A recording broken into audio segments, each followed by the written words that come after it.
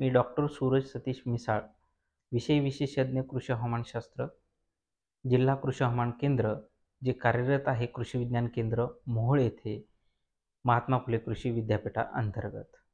आता आज आपण पाहणार आहोत की सध्याची जी वादळी वाऱ्यासह किंवा गारपीटजन्य परिस्थिती का निर्माण झालेली आहे.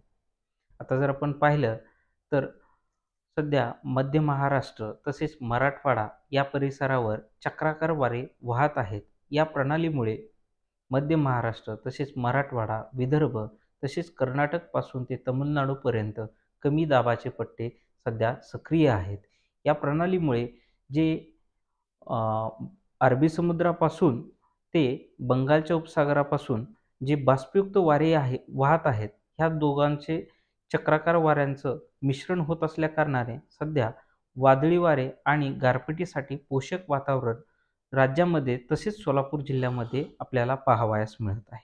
या कारणाने जे आपले भारत हवामानशास्त्र विभाग आहे, यांचे प्रादेशिक हवामान केंद्र आहे मुंबई येथून एक हवामान अंदाज प्रसारित होत असतो. त्यानुसार सोलापूर जिल्ह्यामध्ये दिनांक 2 एप्रिलपासून ते 6 एप्रिल दरम्यान तुरळक ठिकाणी वादळी वाऱ्यासह विजांच्या कडकडाटासह पावसाची शक्यता हवामान विभागाने वर्तवली आहे. त्या अनुषंगाने शेतकरी बांधवांनी सध्या काढणीस जे उशिरा लागवड केलेले गहू पीक आहे, हे सध्या आता काढणीस आलेले आहे. या गहू पिकाची काढणी, मळणी करून हे पीक सुरक्षित ठिकाणी ठेवणे आवश्यक आहे. त्याचबरोबर सध्या जर काढणीस आलेले म्हणलं तर उशिरा लागवड केलेला कांदा पीक हे आता काढणीस आलेलं आहे. यामध्ये शेतकरी बांधवांनी जे काढणीस आलेलं कांदा पीक आहे, हे कांदा पिकाची काढणी करून, काटणी करून याची सुरक्षित ठिकाणी साठवणूक करणे आवश्यक आहे.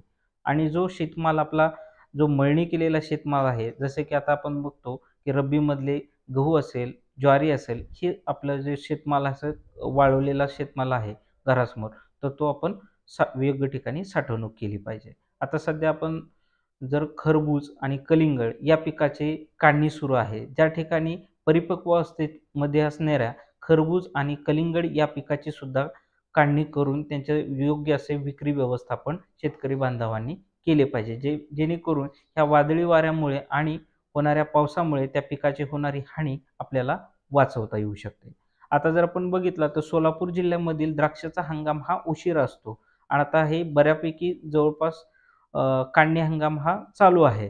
तर यामध्ये शेतकरी बांधवांनी जिथं द्राक्ष बाग ही परिपक्वता अवस्थामध्ये आहे, तर त्यांनी आपली द्राक्ष बागेची काढणी करून त्याच्या विक्री व्यवस्थापनाविषयी काळजी घेतली पाहिजे.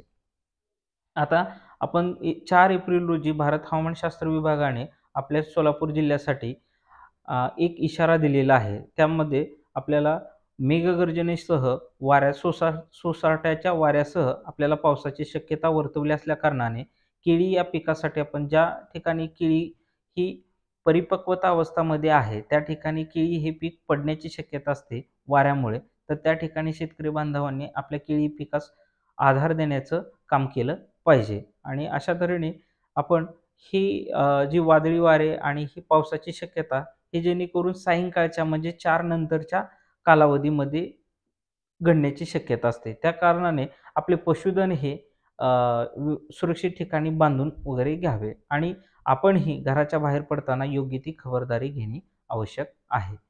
हा सल्ला आपल्या कृषी विज्ञान केंद्र जे येथून जिल्हा कृषी हवामान केंद्रातून आपण प्रसारित करत आहोत. धन्यवाद.